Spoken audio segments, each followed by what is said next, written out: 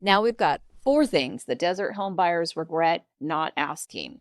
So, the $100,000 mistake that some desert homeowners didn't see coming, or at least I assume they didn't. So, one of the things that Palm Springs has is a lot of leased land.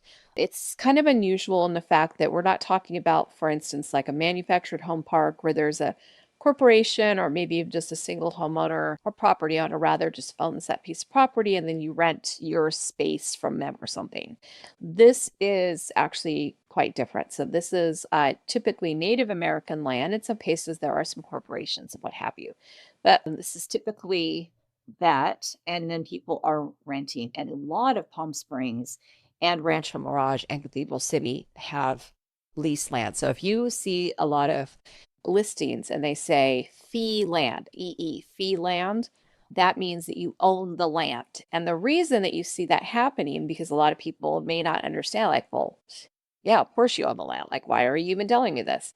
Because that would be something that is different from a lot of other areas in the country, just generally speaking. So, if I remember correctly, I think half of Palm Springs, Pond Canyon Road, even there's a lot of business owners that are leasing their land also. So in this particular case, the lease land it's at this one particular location. And this is kind of like this is the super scary version, right? So it says, Palm Springs community is reeling at the terms of a lease land renewal offer made by the owner of the tribal land for the homes sit. It's a condo community.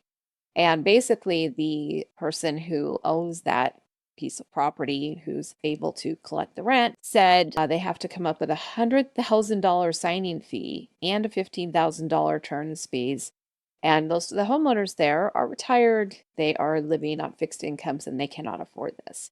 So this is not, I'm, to be perfectly frank, I'm a little confused as to the full extent of this because it seems like a lot of them have quite a bit of time left on their lease because they do have until 2042. So my particular question would actually have to be more with that. But that I'm not really bringing it up for this specific circumstance. My main point for talking about this would be to talk about some of the things that you can do to avoid this circumstance yourself.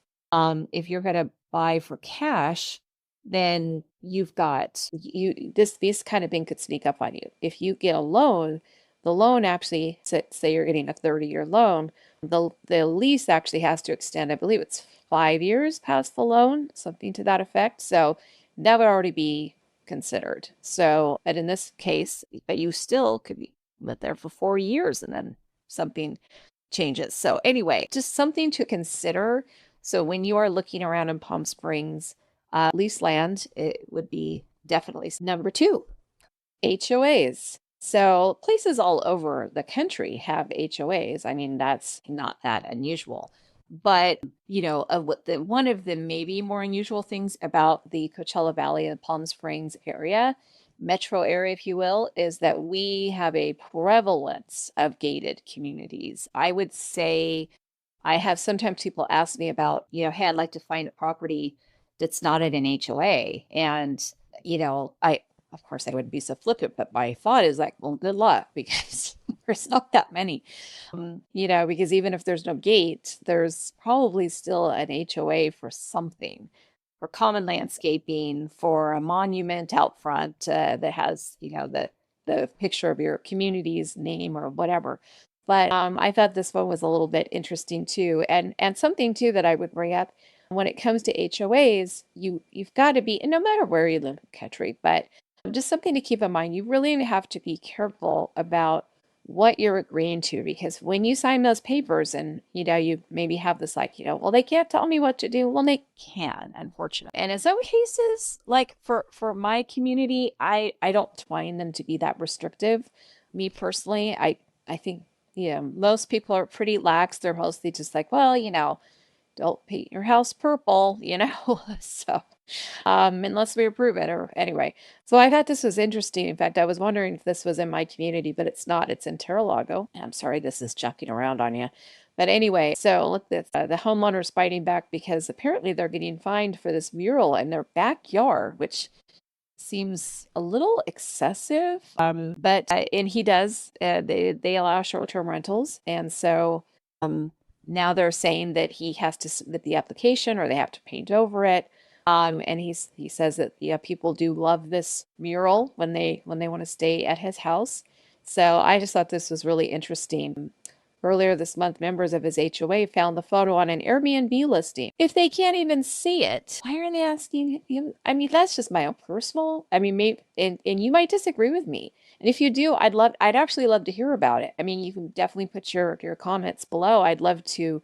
I'm always open to suggestions for perhaps I'm not in at this in such a good light. I'm gonna actually sorry, I just wanted to take that off the screen so it wasn't so distracting. But basically, my thought was why if you didn't even see it until you saw it on an Airbnb photo, why would you actually, have a problem with it? That was my thinking. But there's more to it than that, though, obviously. I mean, the other things that you need to think about when it comes to HOAs are some of these things here. And I actually have this brochure that I'm more than happy to send you if you are so interested. The Insider's Guide to Buying Smart in the Desert Cities. And one of the things that I do refer to is some of the HOA rules and rental reality. So some communities, they actually ban short-term rentals altogether. So they never would have seen the mural, right? So others do welcome them, and they can be a nice source of income for you if you are thinking that, I mean, maybe wouldn't even completely cover your ability to, own a home down here and then also come and, stay in it when you would like to. Maybe it won't do that, but what it probably will do is at least make it more viable for you to do that. You certainly, you would be earning money on the equity that the home is earning over time. And then in the meantime, there could be enough in just seasonal and short-term rentals, because there are two different things. So seasonals are 28 days or more, and short-term rentals are generally considered 28 days or less, and some people even consider them less than that. But we can get into the weeds on that if you really want to with me, just let me know. But the point is that you could do a short-term rental in a lot of places and or a seasonal rental, and you can make a pretty big amount of your money back. So a home that might rent, for instance, for $3,000 a month for a 1-year lease could potentially bring in April maybe over $7,000 in festival season, especially in our neighborhood where we're very close to Coachella and Stagecoach. Or that same home could easily go for $4,500 to maybe even $5,000 a month for somebody who just wants to stay in February, for instance. And that happens a lot. I mean, you might actually be surprised. So something else you want to consider too is the HOA rules can vary. Pet restrictions. Here's one, and I thought I'd heard everything, but I just heard this a couple of years ago. No paws on the pavement. No paws in meaning you can't walk your dog. Can't walk your dog in the neighborhood. I would never live in that neighborhood. I hate to say it, and I'm not going to say what neighborhood it is because I don't want to disparage them, but I'm a dog lover, and my dogs I got two right down here next to me right now, and if I couldn't take them for a walk, I wouldn't live there. So it's something to keep in mind. So when you're getting, and just FYI, so every time somebody purchases a property here, escrow is going to order those HOA docs, and the seller is by default going to pay for them. And sometimes that can be negotiated, but generally speaking, the seller will pay for them. And then when you get them, read them. And I would actually recommend throwing them into ChatGPT and asking ChatGPT if it found any red flags for you potentially, right? So, and you could even say, well, hey, I have an RV that I want to be parking part of the year, or I have a dog and I want to be able to walk my dog, or I mean, you can't think of everything. I never would have thought that any neighborhood would say you can't walk your dog. You can't think of everything, but I bet ChatGPT would find that and play it for you. So something to keep in mind. And here's the other thing too. Where is the juice? Where is all the good gossip, if you will? And it's not even gossip. Where's all the good info for as far as getting all those HOA rules and regulations? It's in the meeting minutes. Because the meeting minutes are where people are going to start bringing up stuff like, hey, I heard there was an assessment that's going to happen, a special assessment, money owed in addition to the HOA fees and dues that you are already paying, that you already knew you're going to pay. I pay $326 a month, and that's all I pay. And then all of a sudden, the HOA did not do a good job on their budget, and something has to be fixed. This happens probably more in condos than in other developments, but it happens. And then all of a sudden, well, every homeowner now owes $5,000, and there is no way around that. That's what's going to happen. It's going to be owed. Or there was another development here too, where the homeowners all voted to agree to buy the golf course because the golf course was in bankruptcy and it was a big part of their community. It was like the main part of their community was the golf course. And I think it was actually a really smart idea because it ensured their homeowner values, right? I think it was a great idea that they did that. But I guarantee you there's people in there that were so mad that they were going to end up having to pay. I don't remember what it was, but it was several $1,000s. It might have been 5, it might have been 20. I can't remember. I don't think it was more than that. But I can't remember for sure. But you get the idea. That could happen. It can happen because if everybody agrees, it's democracy rules. So that's the issue for that, for HOAs. So definitely when you're reviewing HOAs, and again, that's not just for here, that's for anywhere in the country. Watch for those meeting minutes. And if they don't provide them, I would ask for them specifically. Like here, they have to provide them. But that's not true everywhere. I would say, hey, I want to read those meeting minutes. So that is number 2. Now, okay, so here is number 3. Locations that are going to get noisy. All right, so in addition to Splash House, which happens in Palm Springs, and I've heard some jibber jabber, if you will, about the surf park creating more noise than nearby residents had thought.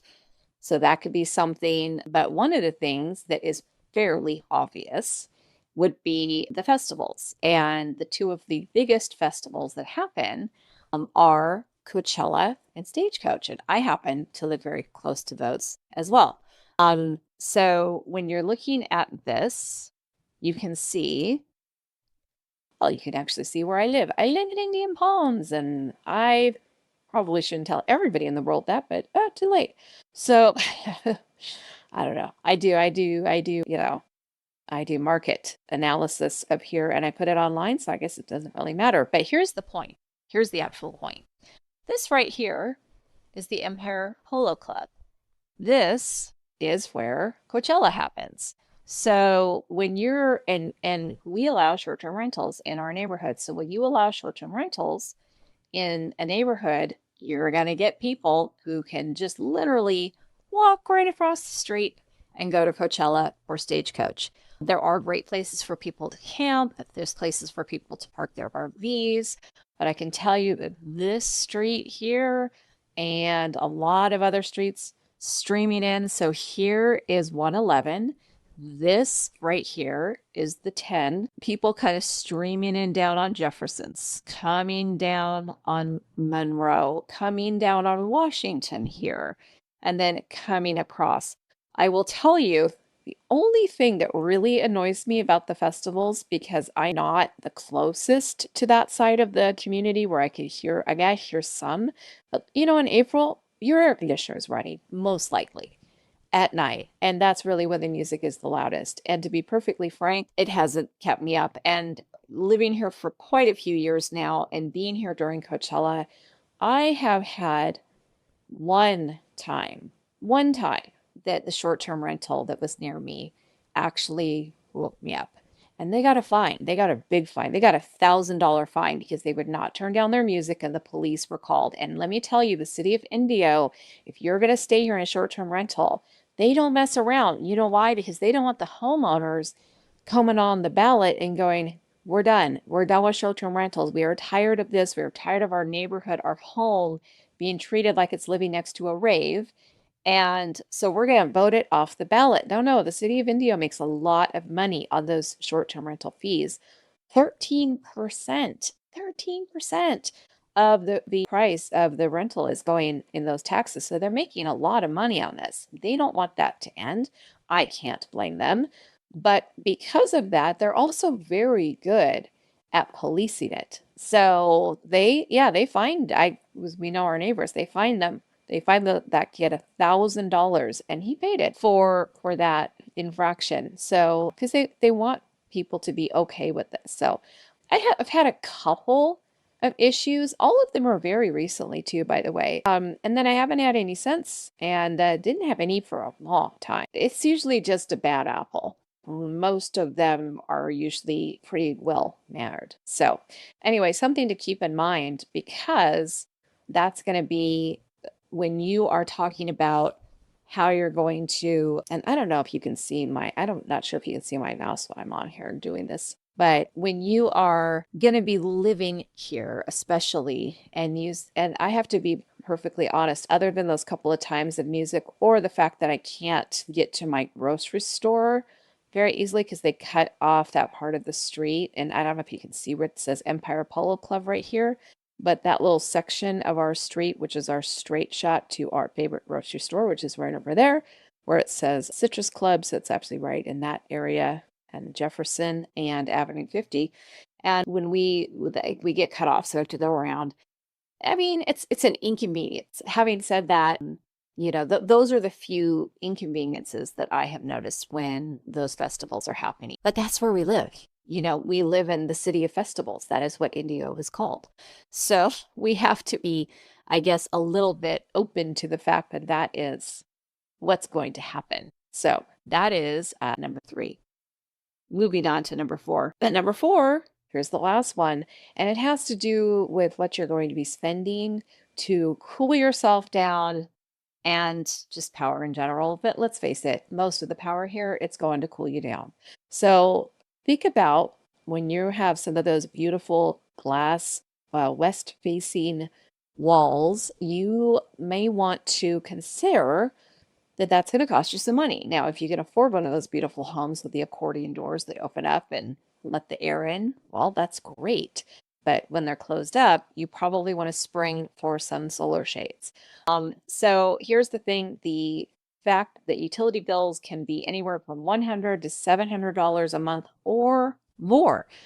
They can be way more. In fact, I've heard of one just recently that was $1,700 for 1 month. Now, listen, that's a huge house. It's an old house, so it's not efficient. There's all sorts of reasons that one was that much. But let's face it, they can get high. And I did have some buyers call me shortly after moving into, or actually just buying one of their places. They left it empty. It's just a second home. And they had I think a bill that was closing in on $1,000. And that was with nobody there, with the temperature set at, I think, 88 degrees. So I've also, and I want to do a side note here too, because some people like to just turn off their air conditioning when they're bought. So if you are going to be here, but you're going to be leaving for part of a summer or all of the summer, don't leave your AC off. It could cost you way more in just what can happen to your house. It's sort of like if you live in a very cold environment, you would not typically completely turn off your heat because your pipes could freeze or something to that effect, right? It's kind of the same way in reverse here. You could have mold issues in the desert, ironically. You could have it can really create some problems with your home. And so usually speaking, we don't really recommend that you go over about 88 degrees on the air conditioning setting, right? It could depend from house to house, but I might even call it a little bit lower. If it were me, I probably wouldn't leave it much over 86 or 87. And then when you do go back, and especially having a Nest or a smart thermostat would be helpful, but going down slowly would be ideal. So if you do have a manual thermostat, you're going to want to pop it down 3 degrees and then pop it down 3 degrees. Give it time. And I would start cooling it off, especially this is really good too if you have a home concierge. I have a good friend who does a really good job for people when they are not here. And if you say, hey, Renee, I'm going to be coming back in October 15th, she can go out to your house and she can start bringing that temperature down for you so that when you get there, if you do have a manual thermostat or whatever, or she can go in and she can set it to come down or whatever, you get the idea. It's a really smart way to do it. So having said that, let's go back to the fact that we do have 2 power companies here So it's going to determine what you're paying for power because one is quite a bit more than the other, generally speaking. So we have Imperial Irrigation District, that is IID. It is largely the east side of the valley, but as you can see here in this picture, it also, because the valley, if you can see Cathedral City, which is outside of that yellow, or Palm Desert is right on the edge of the yellow, and then Indio is right inside the yellow on that little corner. That is all IID territory. The rest of the valley is SoCal Edison. So pros and cons about that. IID tends to be cheaper. I don't think we've ever had a utility bill over, I want to say $375. We do have a newer house. We do not have a pool. So that can also save you some money in that respect too. I don't have a pool come running all the time. Here's the other thing to consider though, because a lot of people have said that they have a lot harder time, and I don't want to disparage IID. I'm very happy with my power company and not having to pay quite as much. And let me tell you, that 375, that's like the top bill I ever got. My current average bill, which is what I pay the average, is I think 211 a month, and that's all I pay. I don't have solar or anything. But I've heard that IID can be a little bit tougher to get solar and that SoCal Edison is easier, right? So there's maybe the rub. So if you are on the SoCal Edison side, and yes, you're paying a lot more for your power, but solar panels could fix that in theory. So that is something that I've actually heard from quite a few people. That, in fact, I had a house listed a couple of years ago, and they had a 20-year solar lease, and I believe it was 20 years. I think they had the lease for $265 a month. And at that point, they'd already had it for like, I want to say like 5 years, and they did not have $1 in addition to that solar lease. So, and I actually did a whole other video about this where I go into a little bit more detail on this for you as well. So, something to keep in mind. You also have to consider we have a lot of older mid-century modern homes around here.